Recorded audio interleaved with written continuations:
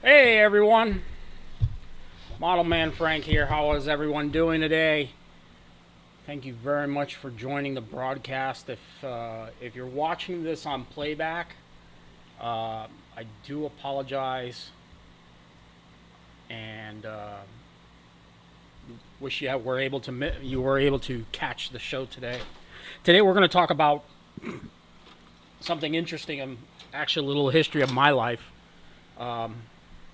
As some may know, I used to work for uh,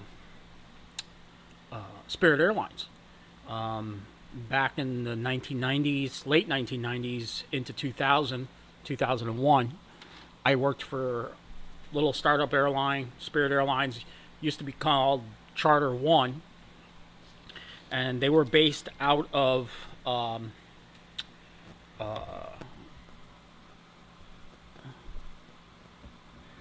we were based out of Fort Lauderdale in the Miramar area. Sorry about that.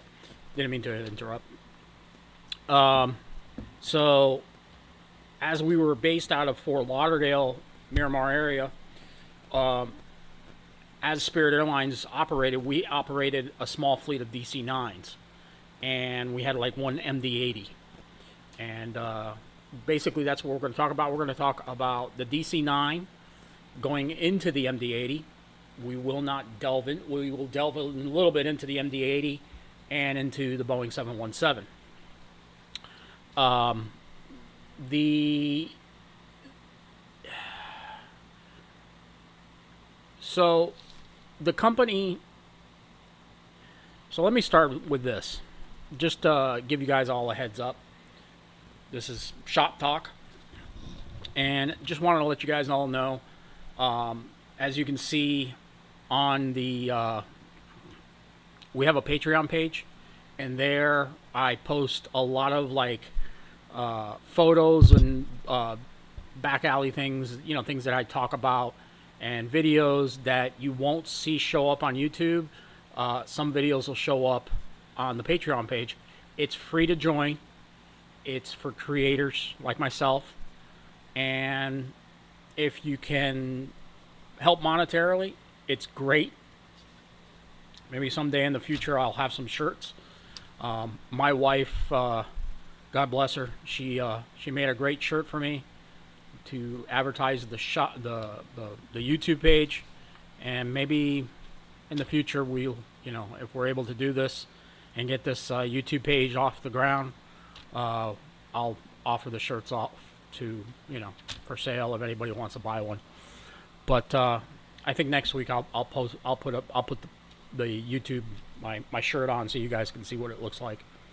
But so one thing that is going on, let's see who's out there.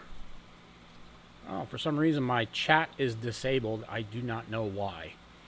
I guess maybe they're having problems with chat today. Well, again, if you're watching this on playback, just make sure you hit the thumbs up button, and also I hope you're, again, hit the thumbs up button, and if you're not a subscriber, subscribe to the channel. Remember, every Sunday night at 7:30 p.m. we're right here. We'll either talk about airline history, aviation history, or we'll talk about things that are going on here in the shop, and things that are going on just in general, anything that's really going on in here in the aviation world. So again, tonight talking about DC-9, and the DC-9 played a little pivotal role in my life in the aviation industry when I worked for Spirit Airlines. Interesting thing about the DC-9, it was a revolutionary aircraft, and it came out before the 737. Funny enough, and was built by Douglas. What happened was that Douglas, which later became McDonnell Douglas Aircraft, was producing the DC-8. So they came out first with the DC-2, the DC-3, right? And the DC-2 and the DC-3 also had the DC-5. which was a high wing version of the DC-3. They only made a couple of them, but the DC-3 played a pivotal role in World War II, where it became the C-47, and it carried Allied troops throughout every theater of war. The world was at war for 6 years, actually 7 years, and I'm sorry, 5 years. 5 years. In some places it was 6 years, or more. So World War II happened. Douglas had the DC-3, then the C-47, and then a lot of those C-47s that flew Allied troops all over the world became, again, DC-3 models, and they were readily. You also had the DC-4, the DC-6, and the DC-7. They were all propeller-driven aircraft. The Douglas was doing really well with airliners. Boeing was a competitor, and so was Lockheed, but not on the scale of Douglas and Boeing. At that time period, if you think about it, Douglas and Boeing were the main competitors. Lockheed had a small niche because they had the 1049, which was the Constellation or the Small Connie. And McDonnell Douglas came out, since Boeing was coming out with the 707 or the Dash 80, which later became the KC-135. Douglas had to come out with the DC-8 to compete against it, and they did. They came out with the DC-8. The differences were great between the DC-8 and the 707. So with the success of those two aircraft going on with each company, McDonnell Douglas thought, you know what, we need to come out with a product that can serve a niche market, which would be small airlines or airlines wanting to transition out of propeller-driven aircraft like the DC-6 and DC-7, but still complement them. And because right now the DC-6 and DC-7 were starting to go into cargo routes and being used a lot overseas, and they were also being still used on small markets and small startup companies. So McDonnell Douglas found this niche market and played it up. They went ahead and started using it to their advantage. So Boeing was also looking at the market also, and the market was changing. Aviation was, at this point when Douglas was looking at the DC-9, developing the DC-9, it was revolutionary. They were going to be thinking of something completely out of the box. Douglas was famous for the DC-3, building small regional aircraft that could fly long distance. They were an airline maker. They knew what they were doing. So Douglas went ahead and they put forth the idea, and they put in, they threw the idea around to different airlines. So when Douglas, Douglas threw the idea out to a bunch of different carriers, and one of them took notice. Delta Airlines. As we all know, Delta is still flying pretty strong, still as today. And they were the first actual purchasers of the aircraft. They were actually the launch customer for this plane. So this is what the aircraft was going to look like. This was a drawing. The aircraft was going to be short. You could carry anything from 100 passengers to 125 passengers or 115 passengers. Crew, you had a crew of 2, and you had your flight attendants or flight stewardess, where at that time they were female. And this aircraft could be used on short routes in small airports. It had a JT-8D low bypass turbofan. You could see that the engines were going to be placed in the back. And this was going to be a very, they didn't know it was going to be successful, but it was. First flight of this jet was February 25th, 1965. 2 years before the 737, which was going to be a competitor.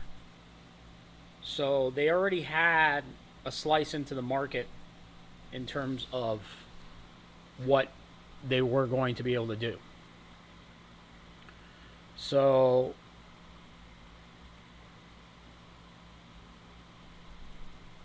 the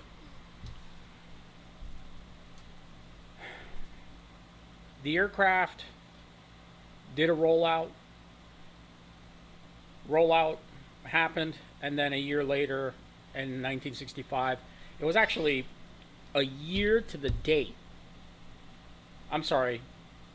So the first flight was in April, and then on February 25th was 65, and then on December 8th, 1965, that's when Delta took delivery of their first aircraft. It was 3-2 seating, so you had 2 seats on one side and 3 on the other. And that's what the seating was. And like I was saying in other videos, back in that time, not like today, I've noticed that the seats were a lot thicker. You know, they had a little bit more comfort to them. I've noticed, I mean, I haven't flown on an airline, granted, since 2007. But in a lot of the videos that I see of different other persons doing, airline videos, and they're flying on board the planes and everything like that, I've noticed something. And I don't know if you have too. But those seats there, they look a lot much more comfortable than what you see today. Granted, yes, business class, which is what you see there, is actually first class. Business class is a totally different thing. But if you were sitting in economy class, you still sat in a pretty comfy chair. Now, I work in the parts business, and I work for a company where we deal with aviation parts. And sometimes when the crates come with those aircraft parts, they actually have the seat cushion, the bottom seat cushion from the passenger seats, and they use them to cushion the parts. And you can even look at the seat. It's got a little bit more cushion to it. The planes were comfortable. Yes, they were loud. The engines were loud, but these planes were meant for comfort, and they put the customers, the flying customers, the airlines, also put a little bit more creature comforts towards the passengers. So business class or first class would have 2-2 seating, okay, 2 passengers, and then as you can see is the aisle in the middle, and then in the back you would have 2 and then 3, so it'd be 5 abreast. Front would be 4 abreast, back would be would be 5 abreast. So I flew on a DC-9 many times. Eastern Airlines had them, TWA had them, Delta Airlines had them, Continental had them, everybody had them. Every major carrier around the world had the DC-9 in some fashion being used on small shorthand or short haul routes. The aircraft, again, had the GAT-8D engine. It was the one version, and then they later on started bringing up bigger engines. The aircraft also went through different transitions, just like the 737 that it was competing against. So the models that Spirit Airlines had, we had a couple of DC-9s. We had a DC-9-41, a 35, and we had another one. Oh, we had the very first generation. We had MD-80s too, and we only had one. But our DC-9s, working at the airline was really a lot of fun. I worked there for almost going on 3 years. After 9/11, I kind of thought that there was a change that needed to be going on, and the airline industry was not going to be the same. So I left the airline industry, and Spirit Airlines was the airline I left.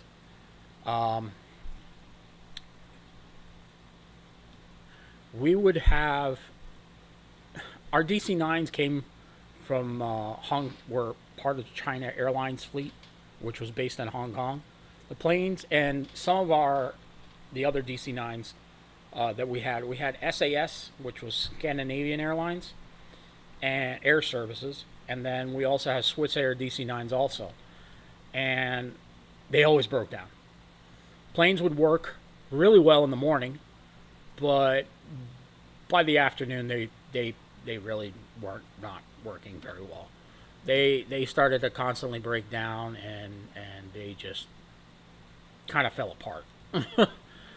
We flew the heck out of them.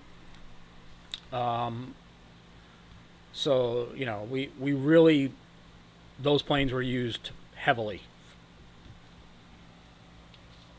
This is a small version of the DC-9, but if you've ever seen the DC-8, the bigger version of the DC-9, let me see if I have a photo here. That way I can show it to you. The DC-9 was, in terms of the way that the aircraft was set up, it was really, really revolutionary. The cockpit layout was two people, flight crew, and it was the captain and a first officer. There was no engineering station for this aircraft. Again, it was a plane that was not really meant to go with long hauls like the 727. It wasn't even a competitor with the 727. The 727 was pretty much a competitor in a class of its own. Where the 727, a lot of the early models did have DC-9. They had engineers on board. The aircraft was built for that because you had 3 engines, and also, it was a totally different class of aircraft altogether. Let me show you a picture here of a DC-9. I'm so sorry. I thought I had the photo and I didn't, which really is kind of upsetting to me. But I want to show you what Spirit Airlines is. We used to be known as the Flying Postal Trucks, and I'll show you why. As a matter of fact, if you were looking at the front of the ticker before you clicked on here to be able to see the plane, you would have seen the paint scheme that we had, and it was white on top, and then it had a red line, and then it was blue on the bottom. And it was just a funny plane to look at, the way that they were all set up.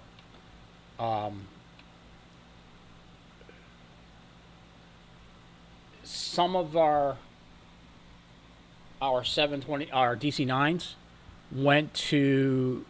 came from, some of the components came from other airlines. The one that I'm going to show you here, I remember this plane actually had they hadn't even painted the tail yet, and the plane had to be rushed back into service, and it had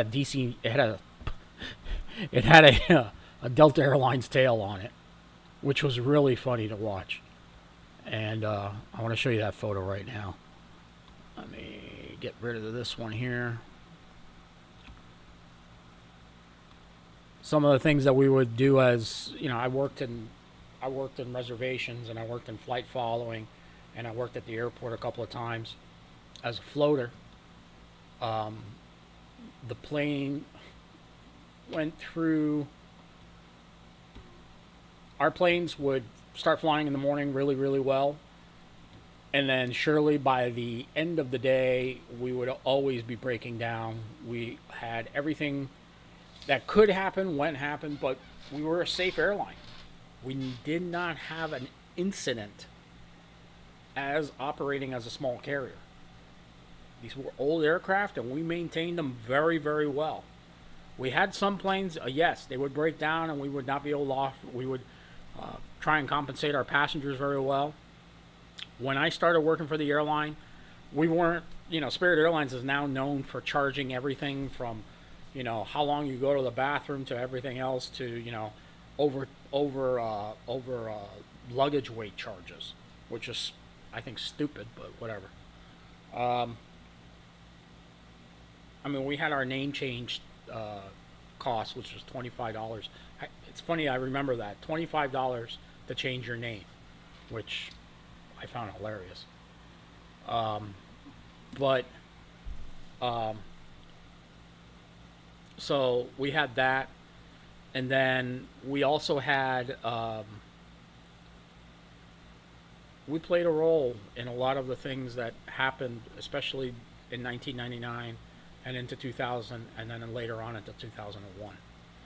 Um, Tidbit of history: um, Muhammad Atta, who was one of the pilots in the World Trade Center attack.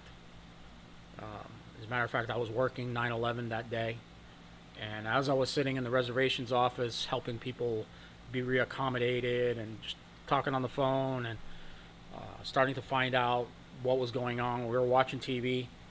I saw this face flash up on the TV screen, and I saw the name Mohammed Atta, and I'm like, I've heard this name before. Where did I see this name before?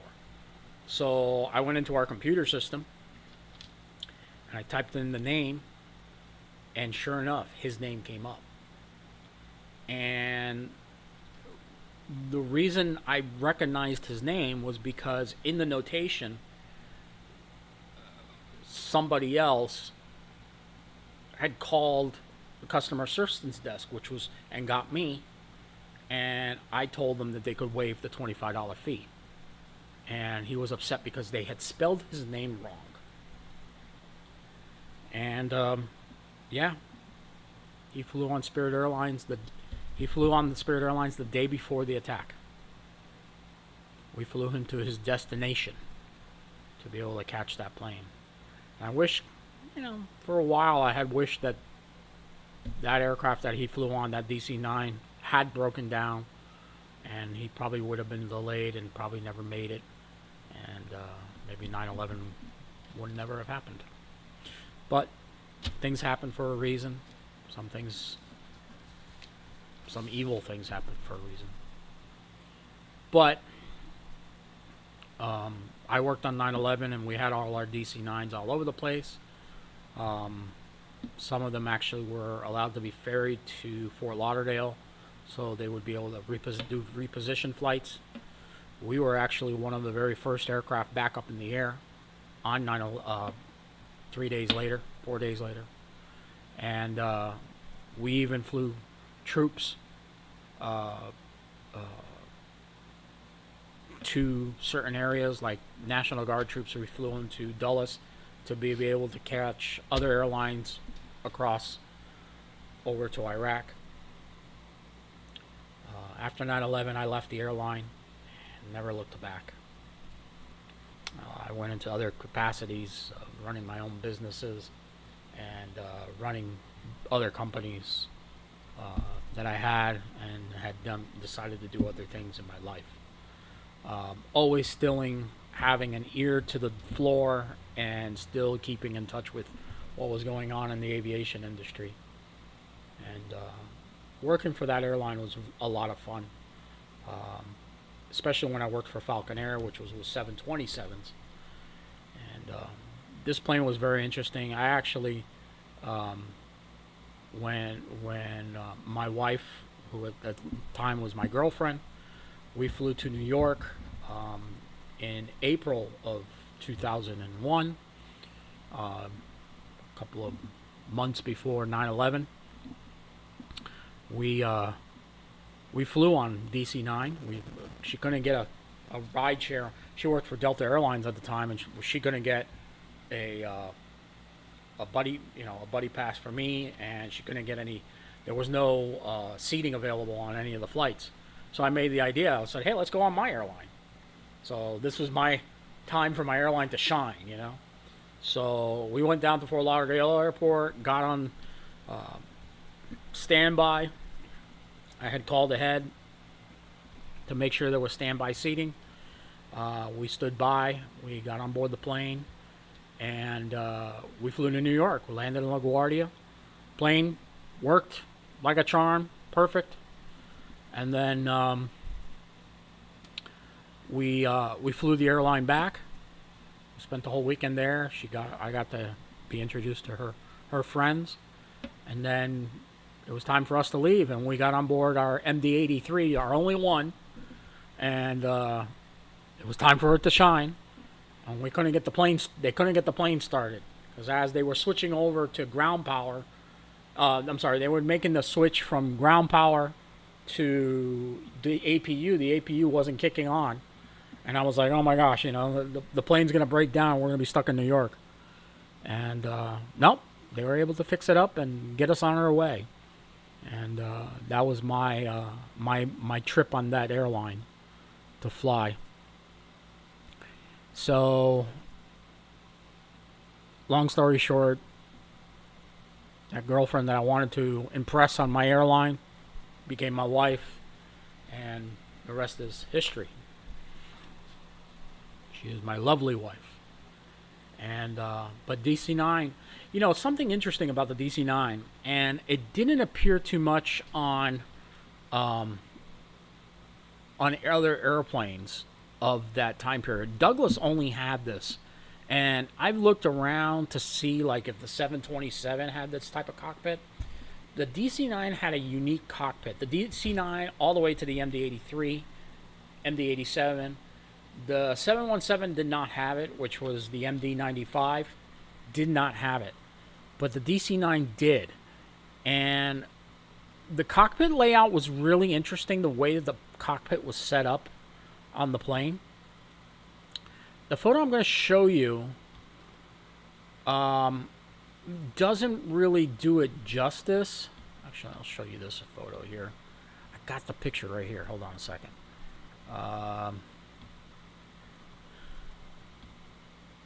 So that's the cockpit layout of the DC-9 and the MD-80s. The DC-9 up to the MD-83. The DC-9, when it first came out, it had a blue cockpit. The interior was like a light blue. As they went into the MD-80s and the 83, the 87s, and then the 95, they had this style cockpit with a small computer. You had your GPS system inside like that. What it doesn't show you is that you're looking at the captain is sitting in his seat, and you would not be able to see what was. So if you were looking at the captain's yoke in front of you, off to this side was a steering wheel, like a little knob. So you could actually steer the nose wheel with this steering wheel instead of, you still had rudder pedals, and that would also steer. But when they were on the ground, the pilot would actually be able to steer the plane. And I know that was used quite a number of times while you're in the plane. If you look on the flight simulator, if you guys, anybody here has a flight simulator, pull up the MD-83s or an MD-80, and you'll see that little steering wheel there, And I'm sure it works in that video in the flight simulator, because I played the little flight simulator, on my iPhone, and it has that little setup inside the plane. So American Airlines flew the DC-9. They flew the MD-80s. Very successful for Boeing. For McDonnell Douglas. Every major carrier had these aircraft, and they were over almost 1,000 to 2,000 different styles of planes that were built. The military version of the DC-9 was the C9-48. The C9, and the number of aircraft that was built was 48. That were only that. They were used mostly for medevac and for liaison flying, basically flying people to different locations. So McDonnell Douglas built the DC-9, and there were a number of crashes with this aircraft, but most of them were not the fault of the aircraft. They were actually pilot error or other error factors that were there. Again, anybody who's watching this video, the playback for some reason, if you're trying to make comments and you're trying to figure out, I don't know what's going on, but I can't get the comment field to show up. There's something wrong with it. YouTube had actually, just off topic, I do apologize. YouTube had actually sent me a message stating that there was some technical difficulties going on with the typing area where you would have your live feed, and it for some reason wasn't showing up. So the DC-9 effectively, so primary users of the DC-9 was US Air, Northwest Airlines, Delta Airlines. The aircraft was produced from 1965 to 1982, and it was developed into the MD-80. Now, the MD-80 was a totally different aircraft. It had a different style engine. The aircraft was actually developed to continue to compete against the ever-presence of Boeing, which had the 737. So 1,100 of the DC-9s, I'm sorry, 900 of the DC-9s were built. 1,200 of the MD-80s were built. It was, the DC-9 was the first generation. The MD-80 was the next generation of aircraft. Came out in 1979 and was produced until 1999. It eventually morphed from the MD-80 to the MD-83. There was the MD-80 into the MD-87s, and then later on the MD-89, and there were other advanced models into the MD-90, the 95. The 95 later on became the Boeing 717, because Boeing had an opportunity and decided to buy. If they couldn't beat their rival, they might as well buy it, right? So the advanced MD-80s had JT8D 290 engines. The aircraft was used rivally in many different corners of the globe, and they started to be used after the 1990s into the freighter version, where they basically took out one passenger door and put a big cargo door into it, and it could still be used. So yeah, the Pratt & Whitney JT8D turbofan engine, and it had a higher bypass ratio. And thrust ratings drove early studies, including designs known as Series 55, Series 50, and basically stretched the body a little bit. The wing was a high ratio wing, would provide a lot of lift for that body style. Over time, McDonnell Douglas knew they couldn't stretch the body any longer, so they were going to make it small, or shrink the body a little bit, but widen the frame. And that's where the MD-95 came, which would actually eventually become the Boeing 717. So I'm going to show you guys a picture of what Delta Airlines was one of the customers that started with the MD-95. Let me see if I can get you guys a photo here.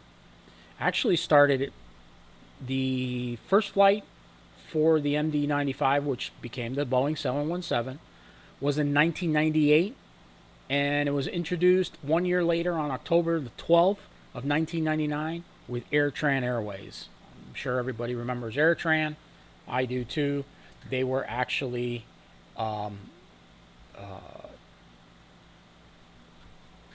ValueJet turned into AirTran.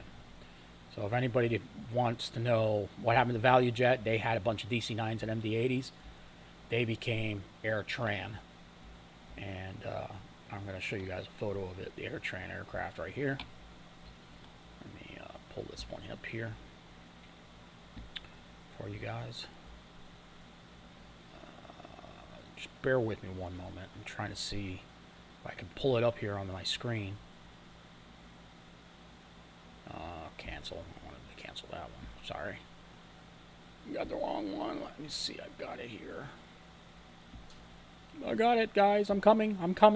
I do apologize for not having it available the immediate time.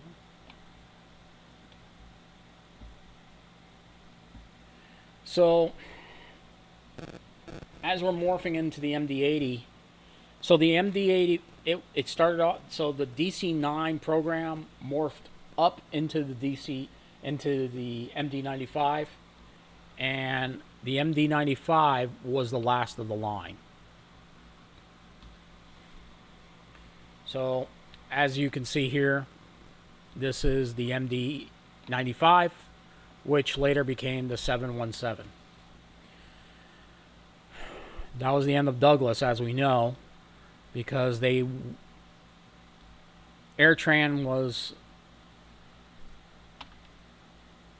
Hawaiian Airlines, Qantas Airlink, AirTran Airlines, Delta Airlines, and a bunch of other companies, smaller companies, took delivery of the aircraft.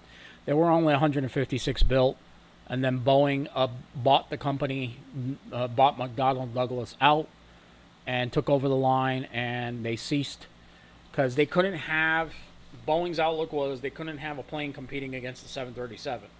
They wanted to sell the 737. So they killed the line. Workers that were working on the Boeing 717, if you're watching this video, I would love to hear some of your stories. Please put them in the comment section down below. I would really like to hear anybody that wants to talk about their experiences, share it with everybody else.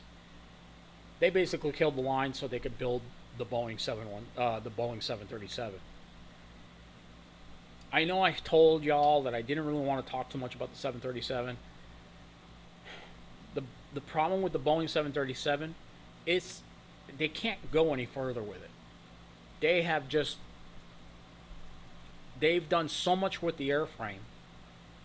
The Boeing 737 was developed from the 727 and the 707. If you look actually at the nose of the plane, it's the same nose, that same design feature.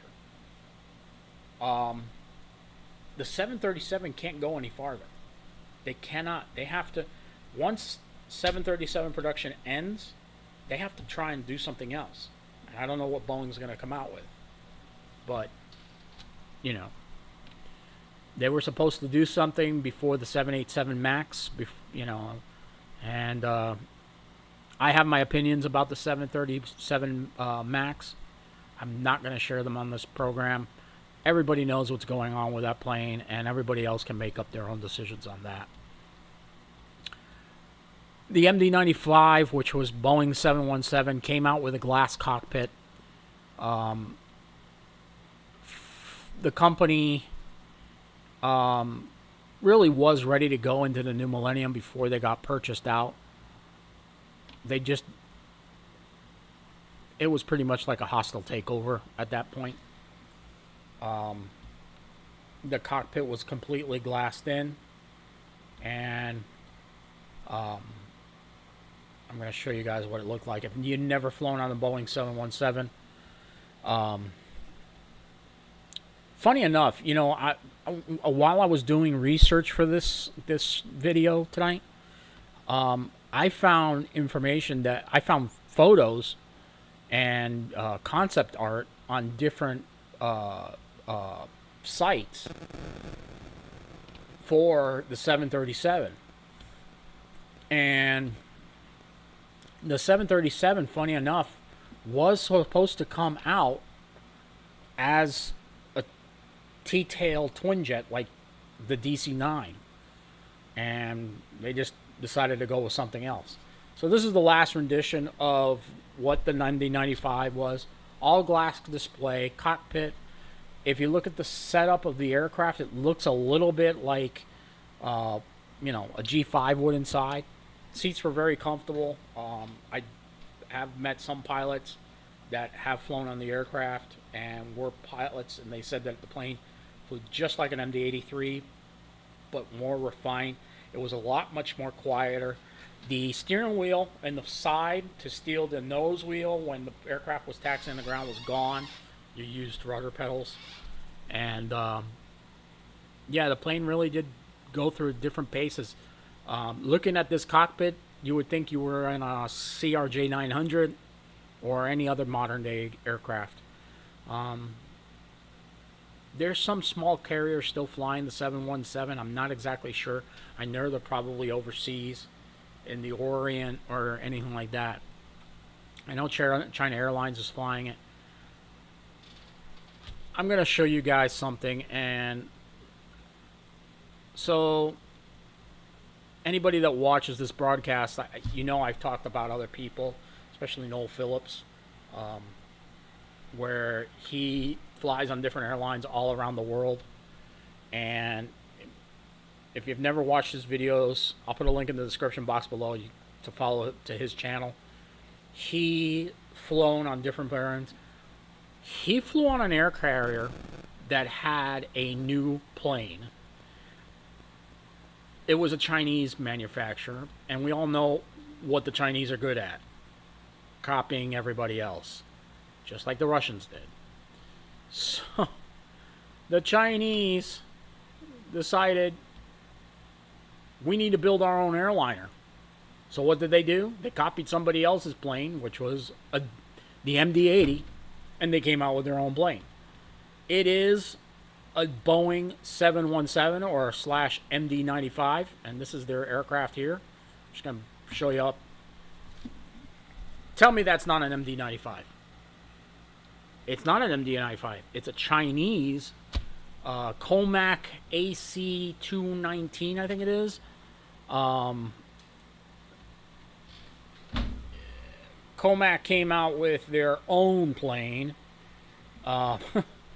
It is very funny enough. The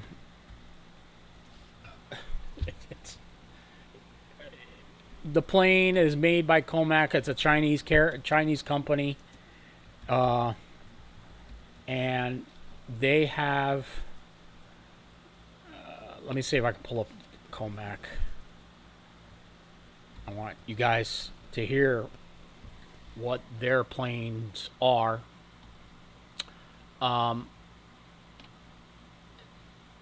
They only have like very few customers for their fledgling company of planes.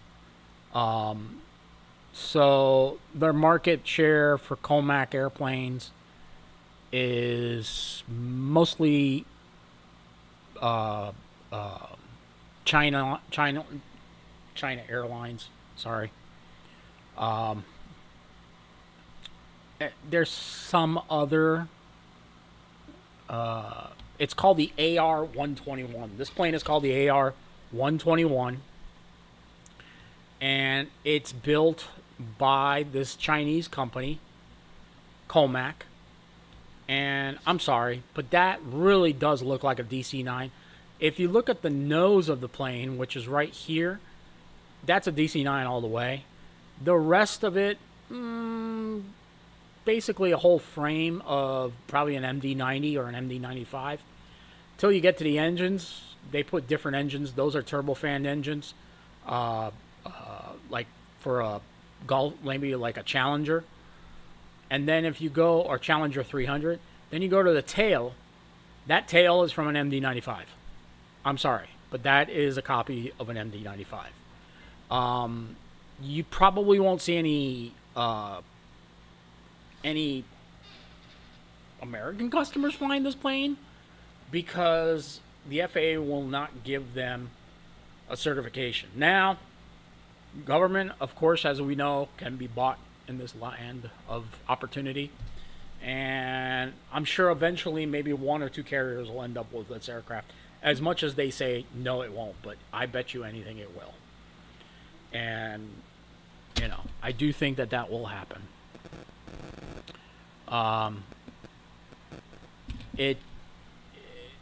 This plane, they've built, so Noel Phillips actually flew on this plane, and when he got inside of it, I could tell right from what he was looking at, what he was showing, it's a DC-9. It's a DC-9. The whole plane is a DC-9 with newer engines, basically. That's all it is. And they changed the cockpit a little bit around. But it's a DC-9. The Chinese did end up with a lot of DC-9s. So instead of coming out with an original design of themselves, they basically decided to copy and save some money. So that's what they did. So they came out with this plane. There's a couple of Asian customers, mostly Chinese owned, that bought the plane. And that's basically who's flying it. I think one Vietnamese carrier, and that's about it. For these small, for China to break out into the airline market, you got to think about it. It's pretty big, but I wish they had come out with something their own and said, "Hey, we designed a plane," and come out with this banging design. They came out with the next one, which is, I don't know, looks an awful like a Neo, an Airbus, which is the Comac, not the 929. It is the 939, or I think it's it's the other one. I can't remember. There's so many different, the Chinese. It is the C919. Which looks a lot like an A320 Neo. It's probably a little bit of a copy between an A320 and an A330. It's got like an A330 looking nose with, an A330, an A320 body. So, but that's my opinion. I don't know what you guys think. I'll put a link in the description box. The only thing I can find about Comac is what's on Wikipedia. I'm really not going to put too much emphasis on the truth that's being said in there, because they're going off what China is saying, and we all know how China is with their information. They haven't produced any numbers of how many aircraft are being built or how many aircraft have been built to date. There's no real solid numbers of what the safety record is of this plane or anything like that, or the design aspects of the aircraft itself. So, we don't know. But, we can only speculate. All the power to them. I hope they, let's see if they do well. I doubt that, like I said, I doubt you'll see that aircraft ever flying on U.S. shores. Sorry. Checking to see the cat was there. Well, guys, that's it for our show tonight. Next week, we're going to do shop talk in terms of shop talk. I have a couple of projects that I've been working on. One is my puss moth, and I want to show you guys really what's going on with that. And I'll be using my phone to do a live session. It will be at 7:30, so it will be shop talk right here on this channel at 7:30, 4:30 p.m. Pacific time, or if you're somewhere in the globe, please follow us there. Again, I'll be putting it on my cell phone so you guys can see. We'll do the conversation right here on the puss moth and some of the other airplanes that I'm working on in the shop, and we'll talk about other, if you've been watching my puss moth videos that I've been putting out of the build as it goes along, I'll be putting another one out either tomorrow or Tuesday. That way you could see the what I'm using as a medium to cover the plane. I've gone back to a little bit of the basics. You know what? Monocoat is getting harder and harder to find for you guys that are into the RC field. The plastic covering is really hard. I know Ultra Coat is out there, but it's $75 a row. And I'm sorry, not Ultra Coat. It's like a fabric stuff that SIG sells. And then there's Ultra Coat, which is $20 a roll. So I have to be careful on what I'm going to be covering with this with this stuff. If I'm building a small scale airplane like the Puss Moth, I'll use tissue paper and Mod Podge, which is the glue. It does a really good job, and when I show you guys next week, it really looks nice. And today I did go flying. I wasn't able to catch any video because I forgot my camera phone. My GoPro. Had a couple of good flights with my Viper. Didn't do too well. It's being glued back here in the background here. And it was a little windy, but I was able to fly my other glider and get it up to altitude. It was a good flight. Again, please go over to Patreon, sign up. It's free. Follow me on Patreon. I'm not on Facebook. I don't have social media for this page. I have my own social media account, and it's mostly for family and to see what's going on in town. But if you want to see anything having to do with this page, go to Patreon. It's free to join up. You can follow it. There are some things that I have on there that if you join, it's a moderate price per month. It helps me out, and I can put together more content for you guys. And I'd like to be able to help show more stuff on this channel. So go over Model Man Frank, as you see it written up there. Anybody ever wants to know what am I sitting on? I'm actually sitting on my kayak that I built 11 years ago now. Almost 10, 13 years ago. I built that kayak. It's a Chesapeake Lightcraft, and I will actually put a video out on how I built it. I'll show a collage of photos of me building it and the adventures I used to be on with that boat. It's a great boat. Built it. It was made out of oak. It was a battleship, basically. It weighed a lot, but I made it, and I put it all together myself. So, again, thank you very much for watching, and to all my new subscribers, thank you very much for subscribing. Please share all the videos. I've got a lot of short videos that I put out there of airplanes flying. I hope you like the content. If you're watching this on playback, again, hit the thumbs up button. And if you're not a subscriber, subscribe already, because every Sunday night, 7:30 p.m., unless I broadcast any different, 7:30 p.m. Eastern, 4:30 Pacific, we're right here on this channel for Shop Talk, either aviation history or anything going on here in the shop. So, with that being said, have a great week, and we'll see you next time.